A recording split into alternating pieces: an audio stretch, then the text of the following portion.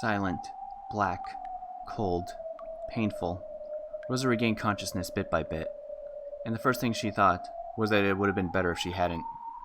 After all, with her body this cold and hurting, the pain grew more, her consciousness returned. It felt like she had been sleeping on ice-cold marble in the darkness, lying face down for a long time. This is why I always tell myself, even if it's just for a nap, I've got to at least grab a sofa. I know that if I naively try to close my eyes just for a second, and end up sleeping on the floor or in the study chair, it'll hurt my body later and make things difficult. Since I slept on such a cold and hard floor, even my bones are ice cold. Since I slept on such a hard and cold floor, the half of my face pressed down against it hurts a lot. If I were to look in a mirror right now, I'm sure I'd see an embarrassing mark. I didn't think that just rubbing it would make that mark disappear, but I stroked the hurting side of my face anyway, trying to smooth it over.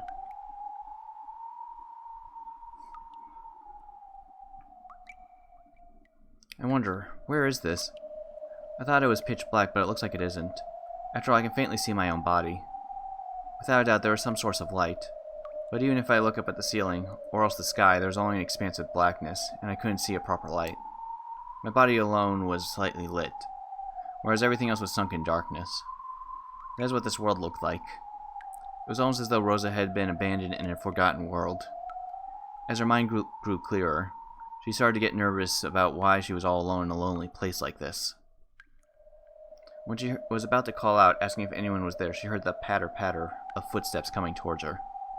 They were light footsteps, so she thought it was probably a kid. She didn't sense anything disturbing, so she wasn't afraid. But they also weren't Maria's footsteps. So, wondering who in the world would be in this darkness like this, she stared in the direction of the footsteps were coming from. As she did, a faint approaching silhouette came into view. It looked like a child much younger than Maria. Who is it? I don't know this kid. But the expression on his face was like a lost child separated from his parents. As a parent with a daughter herself, Rosa felt as though her chest had been torn apart. Uryu.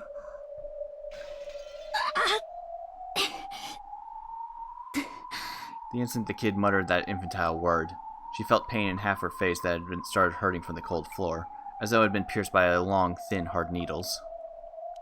Without thinking, she pressed her hand against that side of her face. 大丈夫？まだ痛い？ありがとう、僕。ここはどこ？すごく寒いわ。こっちへ来て。ここにいちゃいけない。That child took my other hand and pulled with a grim expression on his face. Rosa didn't have a clue what was going on. However, a single honest expression on a child can often tell the truth better than 100 words from an adult. She didn't know the situation, but even so, she dashed along with them, still being pulled. But this was a world where nothing could be seen in the darkness except for their own forms. It didn't even really feel like she was moving forwards. Even though she was running, she couldn't feel any wind. It was as though she was still inside of a nightmare, that kind of unreal sensation. So even though I ran, I couldn't maintain my sense of balance, and my legs got tangled and I fell. Even in a world that didn't feel real, the pain of smashing my face against the cold, hard floor was reality itself. Uryu, 大丈夫？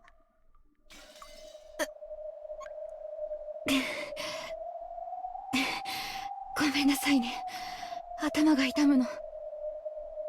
When the kid said that infantile word, Uryu, pain like being struck with needles ran through my head again. Even though it only happened twice, I was somehow able to understand the child's word was the cause of my pain. So I said so frankly. ごめんなさい。その、うりゅうという口癖をやめてもらえる？ウリュウ。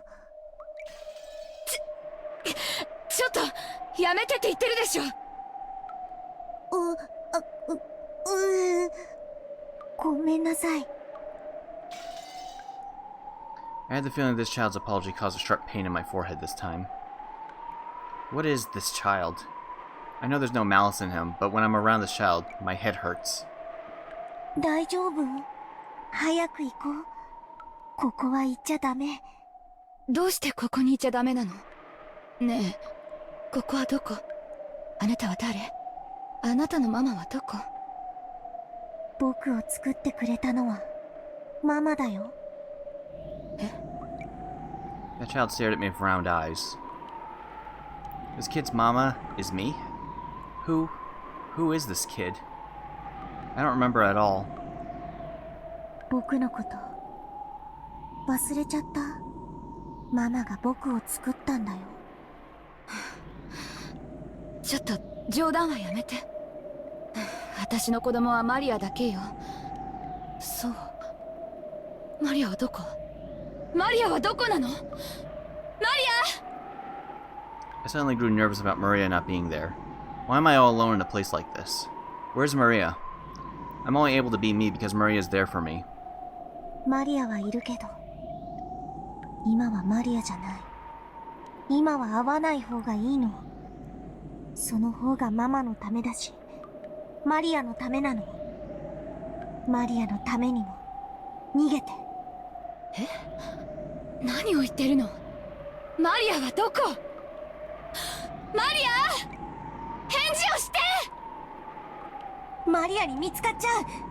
早くこっちに来て、ママ！ That child pulled on my hand again. He was probably pulling me in the opposite direction from Maria, so I stopped walking. 話してよ。大体あなたは誰よ？あなたにママなんて言われる覚えはないわよ。僕を作ってくれたのはママだよ。忘れちゃったの？マリアのバースデープレゼントにするために僕を手作りしてくれたの忘れちゃったの？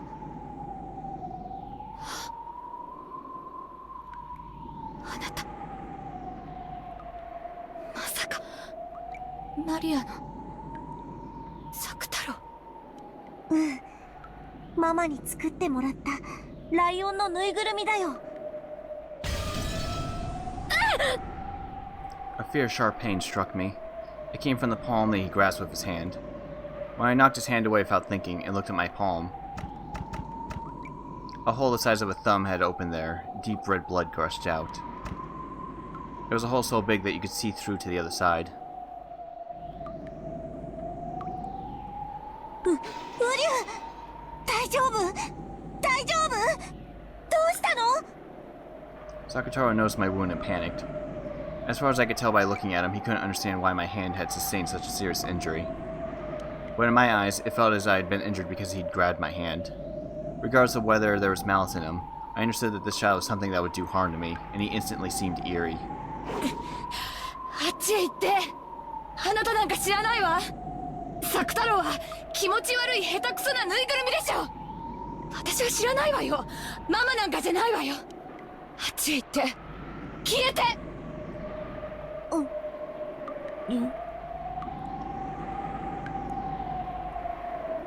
Slowly, the base of Sakutaro's neck was sliced in a horizontal line. It gaped open, and pitch-black insides peeked out. No blood poured from it. Only an empty blackness peeked out.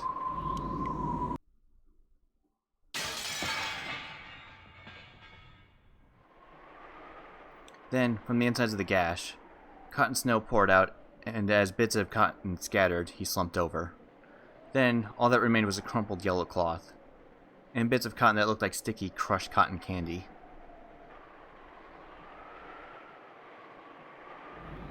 A lion's stuffed animal. Without a doubt. These were the remains of the Sakutaro stuffed animal I tore apart on that day, while overcome by my emotions. The instant I realized that, a long, sharp shriek that could only rupture an eardrum tore the world apart.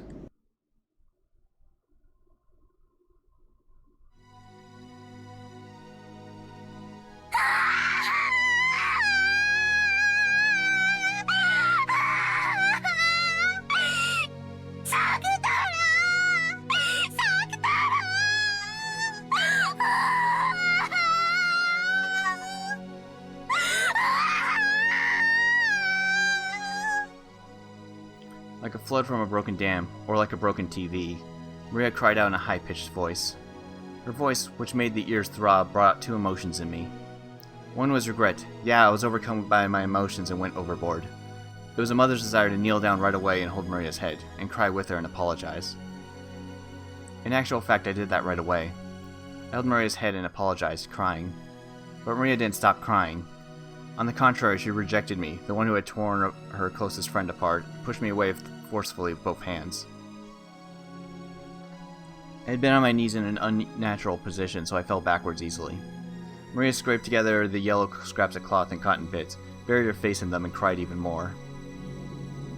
Watching that, another emotion welled up. It welled up rapidly, and then it burst. After all, she refused to make up with me even though I apologized, and there's nothing else I could do now anyway, and it was all Maria's fault in the first place. Since she's too busy to play with stuffed animals all the time like this, she can't make any friends, and that's why people treat her like a freak. There's a perfect opportunity to give her some instructive guidance. After all, it's not like I was pampered all the time. Everything eventually breaks, is stolen, or destroyed by someone. Even I had lots of toys and treasures stolen, broken, mocked, and thrown away by my brothers and sister and father and mother. But when I cried about that, while I might have shed a few tears, not once did I sob like this in trouble with my parents. Throw a tantrum, get mad, hit the floor and kick and make a racket. Even though I always wanted to, I thought I'd get in more trouble if I did, so I always held it back. Because I held it back, that I'm able to become the wonderful adult that I am now. At that moment, I felt something strange. The same feeling as when you use a tool recklessly and it finally breaks, so that only the base is left. But I wasn't using a tool. I'd just been repeatedly hitting Maria's head with both hands. So, I looked at my hands. From my wrists onwards, my hands broken off, splintered, and disappeared. As though only part of my arms had become ceramic. No, it was all of me from the wrist onwards had suddenly become ceramic, and had broken and fallen. They must have gotten filled with cracks because I hit Maria too much, before falling off. After all, look, aren't both my wrists lying smashed by my feet?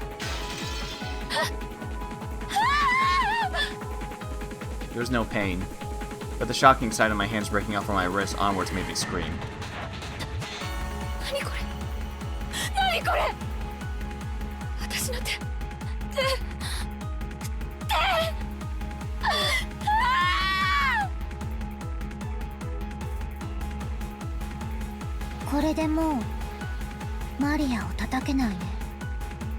Ignoring my confusion, Maria spoke in an icy voice, slowly moving her hands away from her head where they had been defending against my barrage.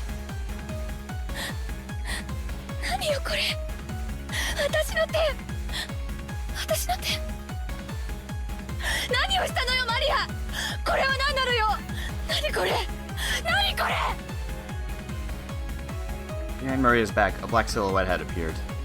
It was the silhouette of an adult. Who? 娘の頭をね、絵本をめく温かい食事を作ることのできる腕なら残してもよいかと。ママはマリアの頭を撫でるより叩く方が多いよ。絵本なんかめくってくれない。ご飯だって作ってくれない。マリアが自分で買いに行くの。でも同じお店に何度も行っちゃいけないし、顔を覚えられてもいけない。おまわりさんに話しかけてもいけない。なんで？どうして？マリアが悪いの？マリアはママに撫でてもらったり、絵本を読んでもらったり、一緒にご飯を食べたりしちゃいけないの？どうして？どうして？マリア悪くないよ。マリア悪くない。ママが悪い。ママが悪い。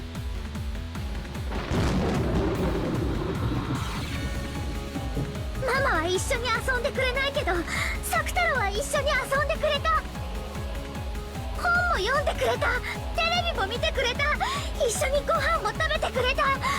ママよりもっともっと大切な友達だったのに。悪かったと思ってるわ。でも仕方ないでしょ。ママは仕事で忙しいのよ。仕事で。ママの仕事が忙しいのは知ってるでしょ。仕方ないのよ。仕方ない。そうだ、これは仕方なき。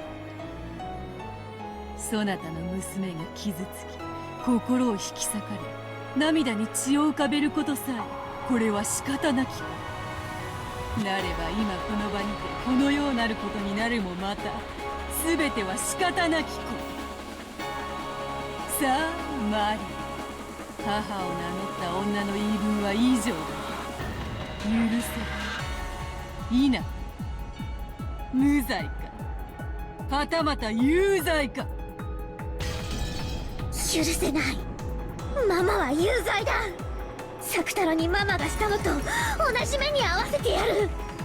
ママを首の縫い目のところから引き裂いて中の綿をぶちまけてやる。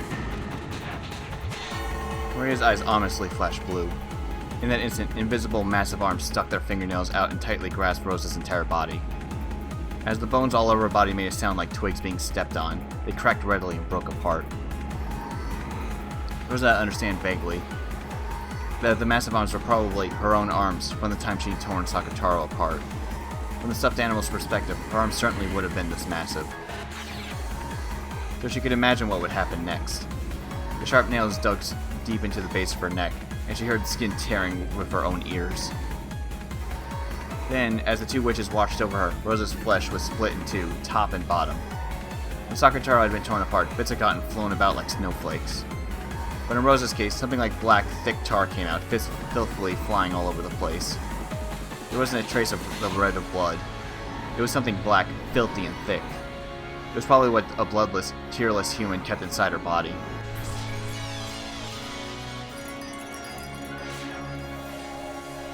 これはすごい。醜い。なんと汚らわしき中身。見事であったぞ、マリア。さあどうか。そなたの復讐。これにてそなたは母を許せる。いいな。無罪か有罪か。許せない。まだまだ許せない。有罪だ。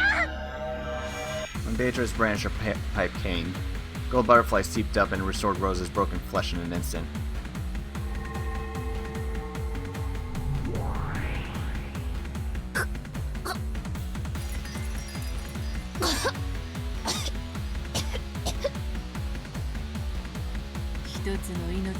Oneのほどのそなたの大罪、身をもって知れ。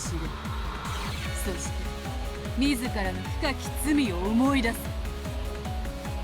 さあさあ思い出してごらんなさい。そなたがどれほどの罪を犯した。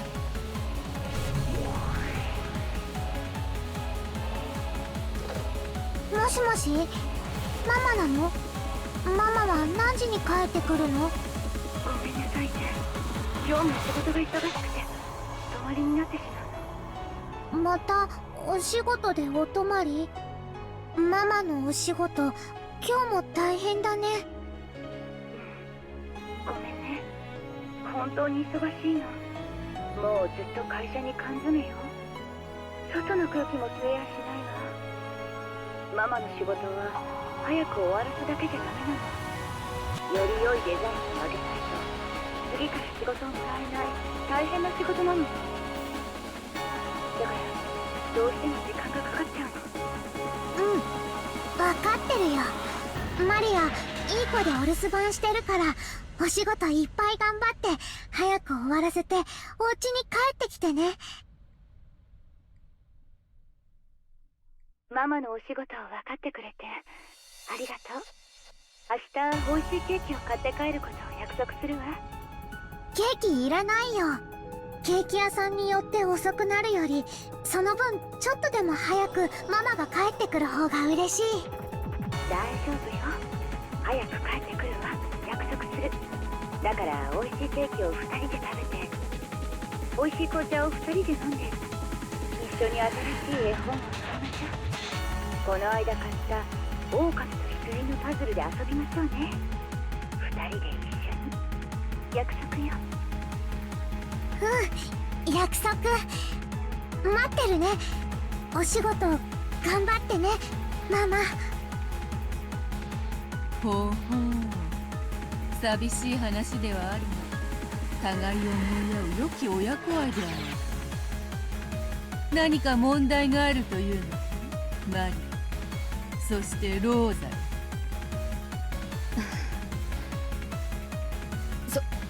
その約束は私はちゃんと守ったはずよ。次の日の夕方に約束通りケーキを買っていつもより早い帰宅をしたはずよ。マリアは知ってたよ。あの日の夕方ね、ママ宛てに着払いの荷物が来たけど、お財布の中にお金が足りなかったから、ママにどうしようって相談したくて会社に電話したの。特別な時以外はかけちゃダメって言われてたけど、ママのお仕事の大切なものだったら悪いしと思って電話したの。そしたらママはお休みだって言われた。その日はずっと前からお休みに決まってて、遠くへ遊びに行っているって言われたの。マリアは知ってたよ、ママが嘘をついてるって。ずっと知ってた。でもね、作太郎がそうじゃないってマリアを叱ってくれたの。ママは毎日お仕事でとても大変、マリアを放っておいて遊んでるはずなんてないって。ママはお休みって言った人はきっと何か勘違いして言ってしまったんだよって。作太郎がそう言うんだもん。マリアは信じたよ。マリアは信じた。ママ大好き、ママ大好き。もちろんママだってマリアを愛してる、愛してるって。ええ、私もよ。愛してるわ、マリア。Rosa let out a deep sigh. Maybe she felt the weight of her words. Then she set the receiver on the bedside phone down. The dark room made a starry sky and the ground below the window stand out even more beautifully. On the table in front of the terrace was a very cold wine cooler, and the one she shared a glass with was gazing at the scene below. 娘さんに旅行って話してないんですか？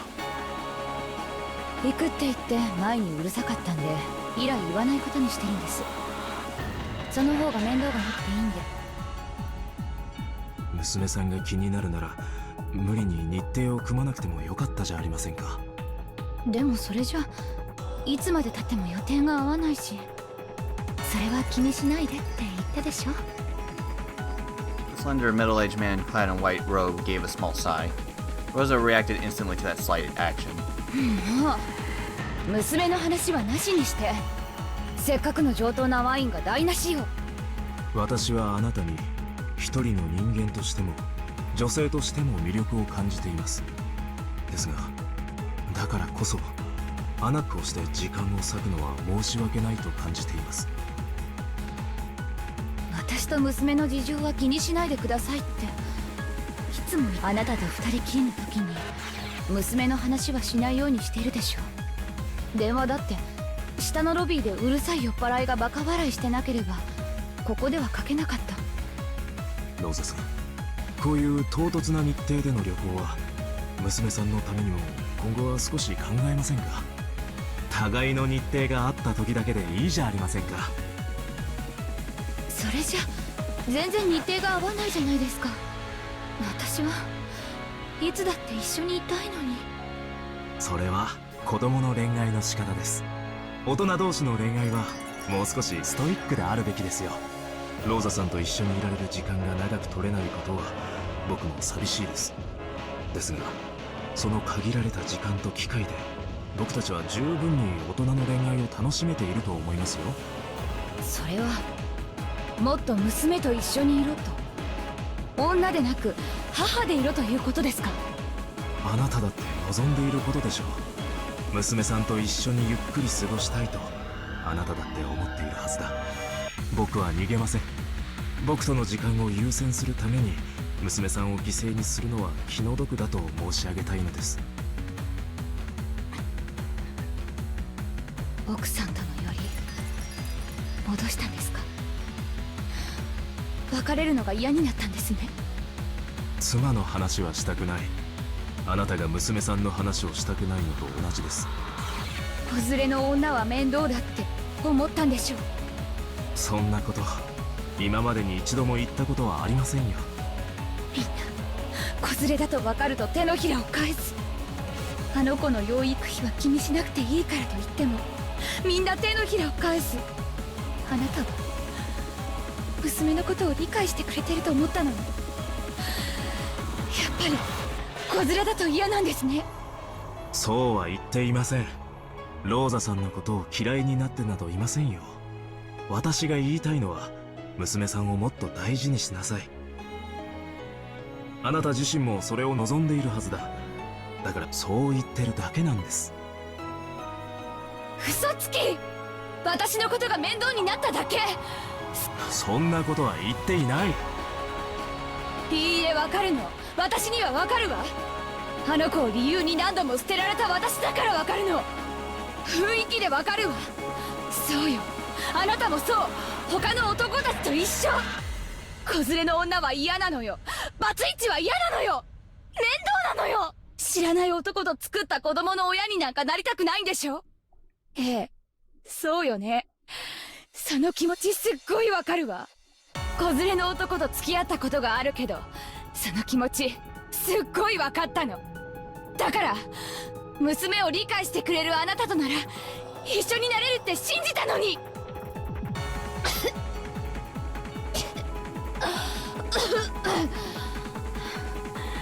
そうよ、あんたなんて邪魔だったのよ。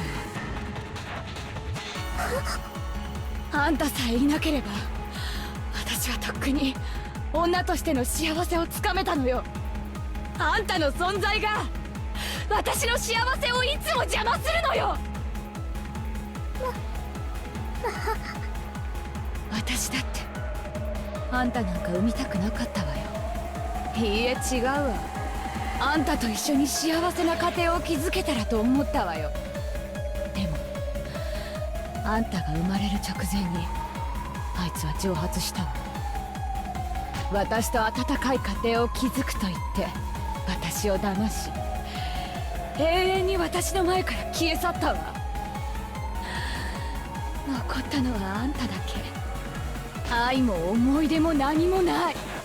あの男は今どこへ。私との日々を温かな思い出に勝手に変えて新しい恋人に出会ったかもしれない。そして今度こそ幸せな家庭を築けたかもしれない。そして私はあんたがいる。恋も探せない。男は好きに女を渡り歩いて武勇伝気取りなのに、女にはあんたがいる。あんたという重しがいるのよ。あんたのせいで私は恋を探せない。愛が得られない。一人で生きていくしかない。いいえ、それさえも許されてないわ。私には一人で酔いつぶれたい夜さえ許されていない。あんたは誰？何者？私の人生を台無しにして私の新しい人生さえ許してくれないあんたは私の人生の何者なのよ。死ね！消えろ！あんたなんか生まれてきた時から大嫌い。あんたがお腹の中にいた頃から大嫌いだった。それを前向きに受け入れようと頑張って良き母を演じてきたわ。私は頑張った。同世代の女性たちが独身を謳歌し、時に恋に遊び、あるいは愛に結ばれるのを横目に見ながら、私は女と母の二足のわらじを履き続けたわ。その私の苦労を誰がねぎらったの？誰も褒めない、称えない。自業自得。子持ちは嫌。負け組の遠吠え、うぶな小娘がいい。こっちから願い下げよう。ケツの青い若造どもが。必死だった私はさぞかし簡単に落ちる女に見えたろうさ。ええ、必死だったわよ。まだまだ恋をしたい年頃の私が日々を仕事と育児で忙殺されていき、このどれほど必死だったか想像もつかないでしょうよ。あんたの本当の父親ももちろん憎いわよ。でも破局を迎えた責任は私と彼に半々だわ。私にも逃げられるだけのしつこさがあったのかもしれない。でもその後の破局は全部あんたのせい。私はあんたにそれをなじったことはあったないでしょ。男に逃げられて酔いつぶれたいその次の日があんたの授業参加。泣き晴らした目を厚化粧でごまかして、あんたが的外れな発言をしてクラス中から失笑されてた時の私の気持ちなんてあんたどころか世界中の誰にもわからないでしょうよ。あんたが嫌い、大嫌い。そしてこれまでにあんたを本当に愛したことなんてただの一度もない。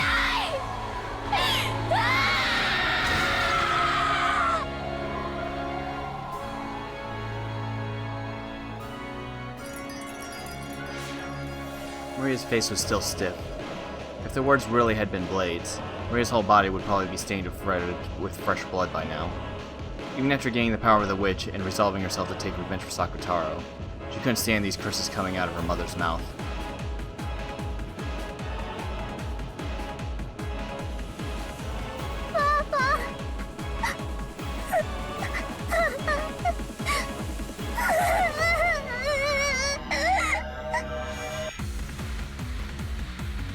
Umineko。ああ、情欲に溺れた女のなんと醜きことか。これがこの女の本性。邪悪を極めし千年の魔女のわらわとて見るに耐えぬことこの上なし。ああマリアよ、今こそ決別の時。そなたの母を名乗った醜き肉の塊を打ち砕け。そなたの無垢なる魂が親子なる鎖にてこれ以上束縛される意味はなし。自らの魂を今こそ解放せよ。そなたは自らを守る牙と爪を今こそ手に入れたのだ。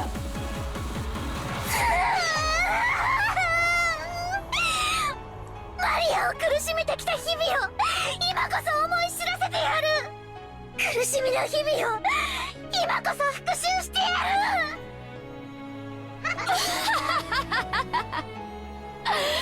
その私を苦しめてきたのはあんたじゃない。私が復讐したいくらいよ。あんたが生まれる前にそうすればよかった。あんたなんか生まなければよかった。消えてしまえ。うわ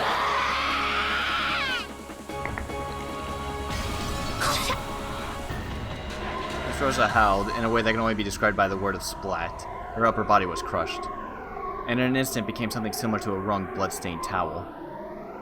潰れてしまえ。許せない、許せない。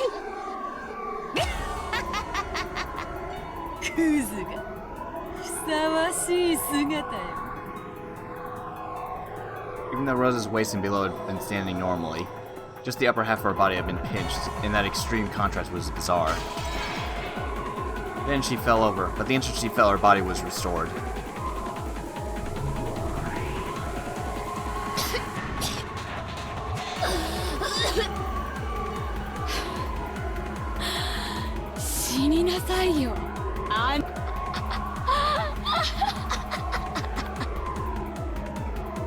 Sa Mari、そなたの怒りと悲しみ、この程度のものなの。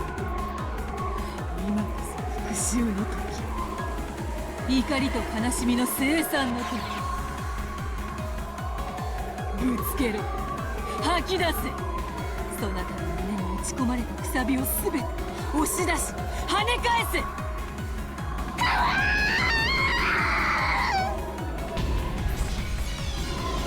Maria's howl was adorned with the ugly sound of flesh and bone being crushed at the same time. As Rosa, who had foully insulted Maria, lay spread-eagled, a neat, perfect circle was cut out of her chest and crushed, as though her chest had been trampled by an invisible elephant. Her heart and lungs and her ribs were trampled so mercilessly that they were completely indistinguishable. It might have symbolized the pain in Maria's heart up until today. さあマリア、そなたの気はこれで晴れたの。母の罪が許せる。いいな、無罪。有罪か。許せない。まだまだ全然許せない。ママは有罪だ。有罪有罪有罪。許せない。無論だとも。そなたの苦渋の日々、この程度の罰で見合ってなるものか。思い知るがいいローザ。さあさあ思い出してごらんなさい。そなたがどんな姿をしていたのか。殺されるためによみがえれ。己が罪を見そぐために殺されよ。何度でも。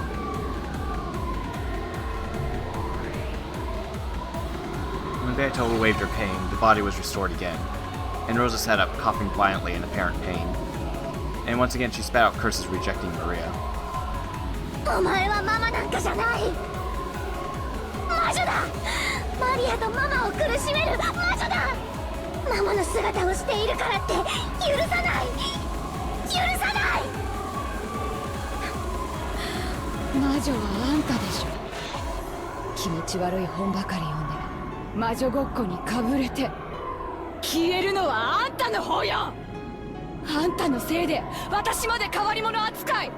あんたのせいで。あんたのせいで。お前なんか産まなければよかった。お前なんか生まれてくるな。生まれてくる前から大嫌いだったのよ。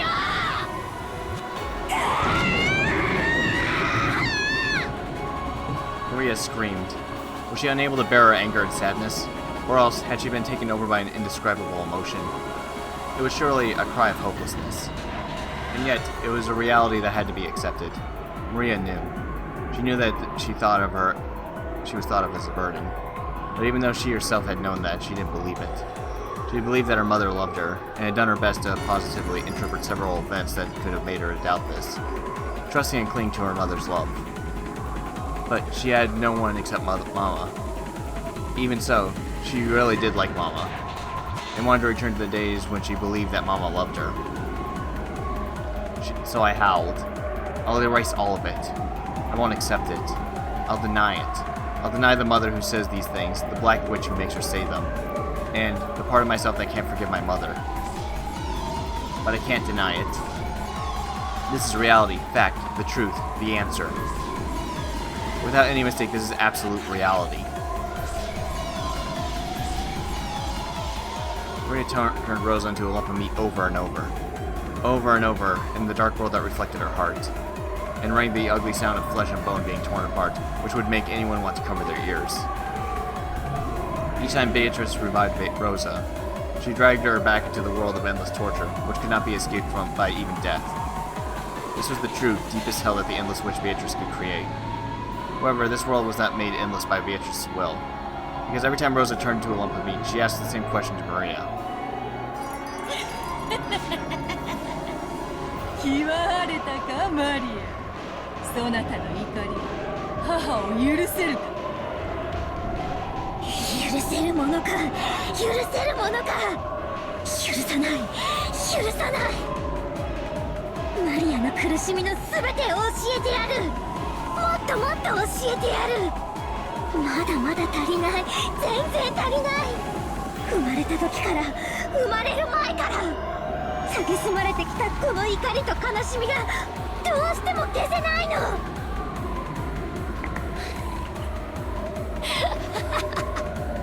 あんたなんか大嫌い、大嫌い。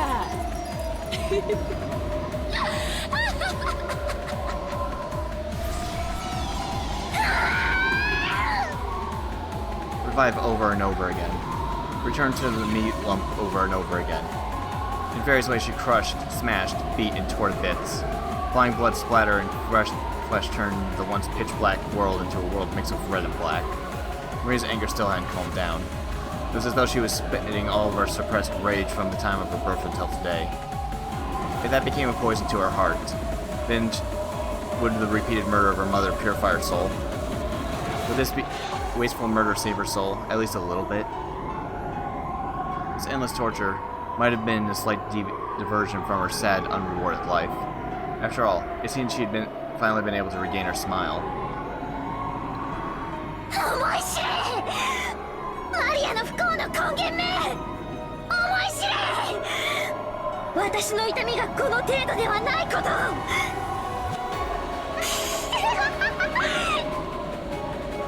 どうしたの？もう笑わないの？笑ってみせろよ。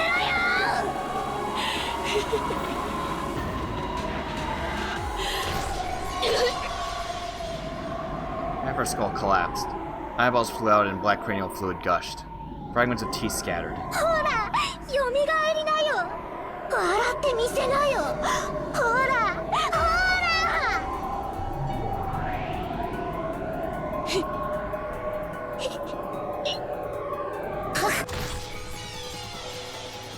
Her whole chest along with her ribs turned inside out, exposing her filthy innards. All of them writhed like some kind of impure creature. ほらほらほら。よみがえって。まだ笑える？まだ笑え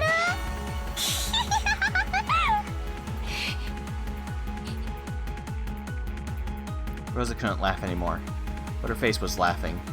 It was sort of a twisted laugh, and covered with the malice that rejected her unwanted daughter. I erased that laughing voice.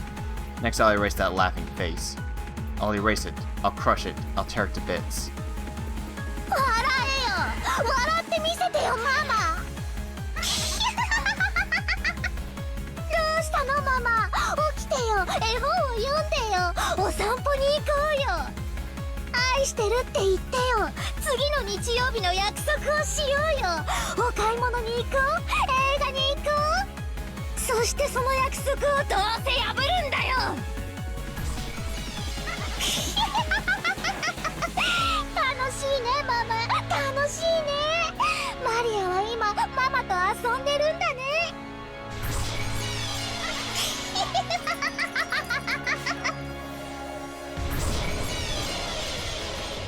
そうだ、そなたは今母と遊んでいるのだ。じゃれているのだ。どうか今の感情は怒りでも悲しみでも苦しみでもないはうん、そうだね。わかるよ、ベアトリーチェ。私は今すっごく楽しいよ。ママと遊んでるんだもん。すっごく楽しい。そしてママを何度も何度も殺しているのに、魔法一つで好きなだけ生き返らせられる。おもちゃは壊したら直せないから大事にした。でも治るおもちゃなら何度でも壊したい。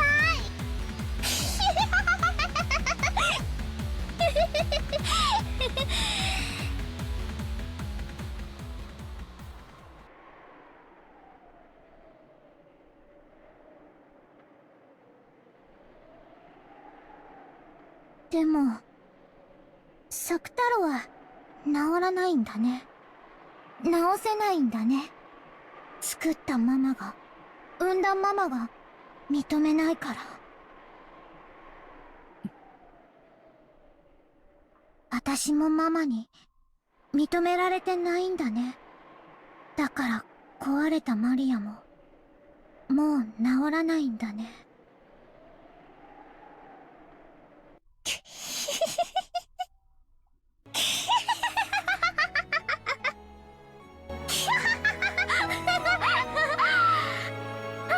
楽しいな。楽しいよ、ママ。こんなにも楽しくなったらなぜかママが許せる気がしてきたの。ねえベアト、これはとっても不思議な感情。どうしてマリアはママを許せる気持ちになってきたの？それは生き死にを自由にできる力を得た魔女のみがたどり着く達観の境地よ。いつでも殺せる。必要ならよみがえらせる。面倒ならまた殺せばいい。それをいつでも指一本鳴らすだけでできることを知ったなら、人の世のざれ言などその全ては聞き流すに等しい虫の声いいかよ。そなたに母を許そうという感情が芽生えたのは、そなたが母の愛に目覚めたからではない。そなたが今こそ真の魔女の世界の入り口に立ったからだ。ようこそマリア。深淵なる、そして甘美なる魔女の世界へ。ったんだ。マリアはもうマリアじゃない。まだ見習いかもしれないけれど、人間の世界を超えた。私はもう原初の魔女見習いマリアなんだ。もう私は何も悔しくない、悲しくない。ママ、許してあげるよ。きっと私はママを許せる。もうちょっとしたら許せると思うの。だって魔女だから。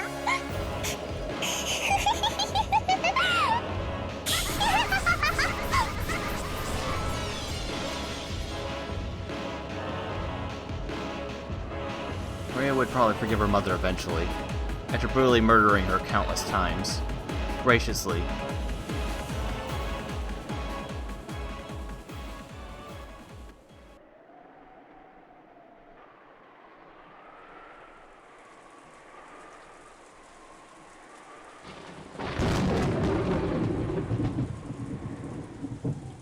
No.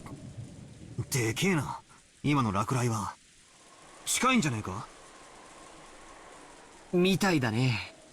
いくつになっても落雷にはビクッとさせられるね。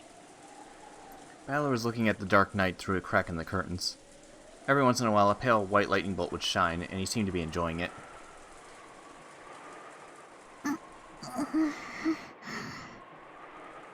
お？なんだよ、バトラが騒がしくしてるからマリアが起きちゃったじゃねえか。ごめんなマリア、バトラが騒がしくて。なんだよ、俺のせいかよ。悪いなマリア、寝てていいぞ。おやすみな。 Maria was a bit hazy, with drowsy eyes. She was probably half asleep and couldn't think straight. もういい。寝ない。いいから寝てろって。まだ寝ぼけてるぜ。寝ぼけてない。なんだよ、もろに寝ぼけてるじゃねえか。寝てろ寝てろおい。寝ぼけてない、寝ぼけて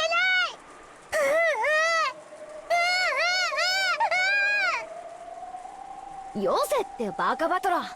もう寝起きのこの機嫌を悪くするなんてバカだな。寝ぼけてない、寝ぼけてない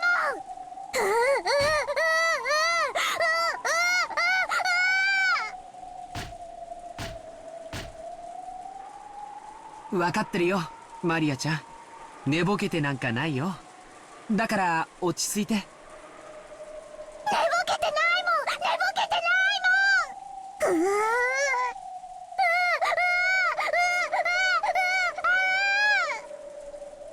Maybe it was because of her delicate mental state from waking up, but Maria suddenly threw a tantrum.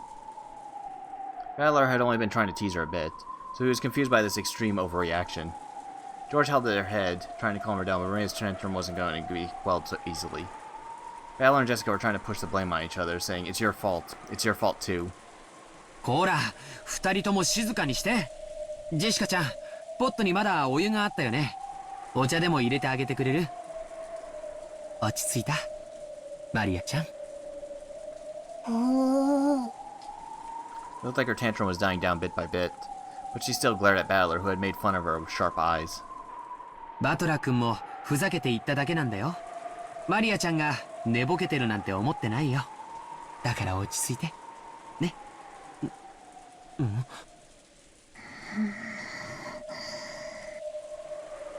George noticed.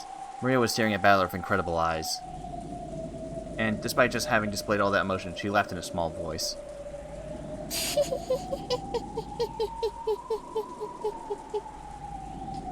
Instead of a laugh, it seemed more like she was muttering while thinking about, or else counting each he. As though each time she said he, something brutal would happen over and over. George felt something creepy for just an instant, but he couldn't spot the madness that peeked out from the depths of the girl's eyes for just a moment. After a short period of stunned silence on George's part, Maria stopped her bizarre quiet laugh and pushed George's arm aside, as if telling him to let go. 許す。そう？マリアちゃんは偉いな。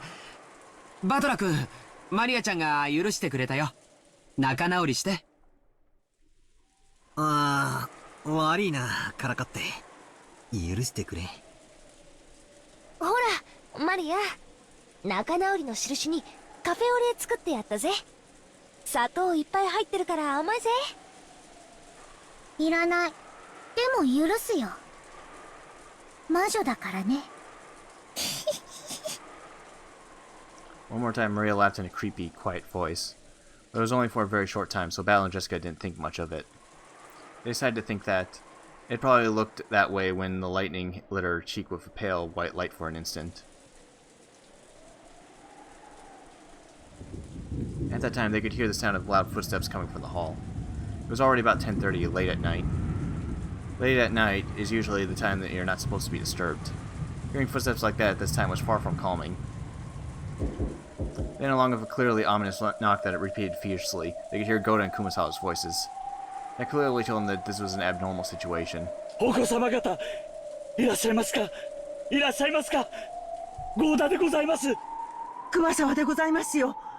ご無事でございますか、皆さん。どうしたものやら、どうしたものやら。When George opened the door, the two of them tumbled in, sopping wet. It looked like they had dashed here from the mansion without an umbrella. どうしたんだよ、二人とも。何があったんだ。